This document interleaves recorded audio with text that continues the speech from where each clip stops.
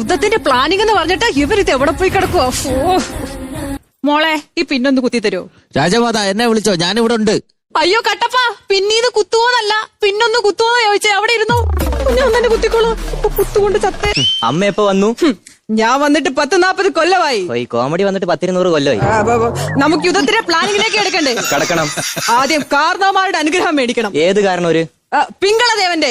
എനിക്ക് ഒന്നാമത് അങ്ങേരെ കണ്ണെടുത്താ കണ്ടൂടാ. ഇപ്പൊ കൂടെ വരുന്ന വഴിക്ക് ഞാനും അങ്ങേരും തമ്മിൽ ചെറുതായി ഒന്ന് ഒരസിയുള്ളൂ. പിന്നെ ആ ഒരു കൈ തളർന്നിരിക്കുന്നവനെ ഞാൻ എന്താ ഒന്നും ചെയ്യാത്തെന്നറിയോ? എന്താ? കണ്ട ഒരു കൈ മാത്രമേ തളർന്നിട്ടുള്ളൂ.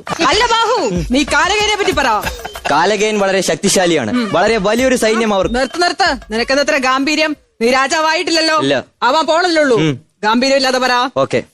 കാലകേയൻ അടിപൊളിയാണ്, ഇവൻ നീ ഗൗരവത്തിൽ തന്നെ പറഞ്ഞാ മതി. അതല്ലേ ഞാൻ ആദ്യം പറഞ്ഞത്. കാലകേയൻ വളരെ ശക്തിശാലിയാണ്, അതുകൊണ്ട് നല്ല പ്ലാനിംഗ് ഉണ്ടെങ്കിലേ നമുക്ക് യുദ്ധത്തിൽ ജയിക്കാൻ കഴിയൂ. അത്ര ശക്തിശാലിയാണെങ്കിൽ ഈ യുദ്ധത്തിൽ നമുക്ക് ജയിക്കാൻ പറ്റുമോ? അതോർത്തമ്മ പേടിക്കണ്ട. രാജമാതയെ സാക്ഷിയാക്കി, മഹിഷ്മതി ജനങ്ങളെ സാക്ഷിയാക്കി ഞാൻ പറയുന്നു, എന്ത് വില കൊടുത്ത് ഞാൻ ഈ യുദ്ധം ജയിച്ചിരിക്കും എന്നാണ് തോന്നുന്നത്. നിനക്കെങ്ങനെ കാലകേനെ കുറിച്ച് ഇത്ര അറിവ് ലഭിച്ചത്? അത് ഞാനൊരു ചാരനെ പൊക്കാൻ നൈസിൽ അവരുടെ കൊള്ള സംഘത്തിൽ കയറിപ്പറ്റി, അങ്ങനെ കണ്ടെത്തിയതാ. ശരിക്കും? സംശയമുണ്ട്, അതാ നോക്കിയ തെളിവുണ്ട്. കണ്ടിട്ട് എന്ത് തോന്നുന്നു അമ്മേ? എന്റെ കഴിവ് കണ്ടിട്ട് എന്നെ സിംഹാസനത്തിൽ കയറ്റിയിരുത്താൻ തോന്നുന്നില്ലേ? നിന്നെ മുള്ളുമുറുക്കി കയറ്റിയിരുത്താനാ തോന്നുന്നേ. അയ്യോ ഇതല്ലേ, മാറിപ്പോയി. പ്ലാനിലേക്ക് കിടക്കാം. അതൊക്കെ പോട്ടെ, യുദ്ധത്തിൽ തെക്ക് വശം നമുക്ക് പൽവാൾ ദേവന് കൊടുക്കാം. അവിടെ ഒരു 1500 പടയാളികൾ മതി. ബാഹു, പറയാമേ. വടക്ക് എന്തൊക്കെയാണ് വേണ്ടത്? വടക്ക് പരിപ്പോടെയാണെങ്കിൽ പരിപ്പ് വേവിക്കണം, ഉഴുന്നുവടയാണെങ്കിൽ ഉഴുന്നാട്ടണം. പക്ഷെ ഇരുന്നാട്ടണം, അതാണ് ഒരു ബുദ്ധി. ഇങ്ങനെ ഇരുന്നാട്ടാനല്ല ഞാൻ പറഞ്ഞത്. വടക്ക് വശത്ത് യുദ്ധത്തിന് എന്തൊക്കെയാണ് വേണ്ടതെന്ന്? വടക്ക് വശത്ത് യുദ്ധത്തിന് എനിക്ക് 2000 പടയാളികൾ വേണം. പിന്നെ ഇത് ഇവിടെ കണ്ടോ, ഇവിടെ ഞാനൊരു ആനപ്പട ഇടാം. അവിടെ ആനയ്ക്കോടാനുള്ള സ്ഥലമില്ലല്ലോ.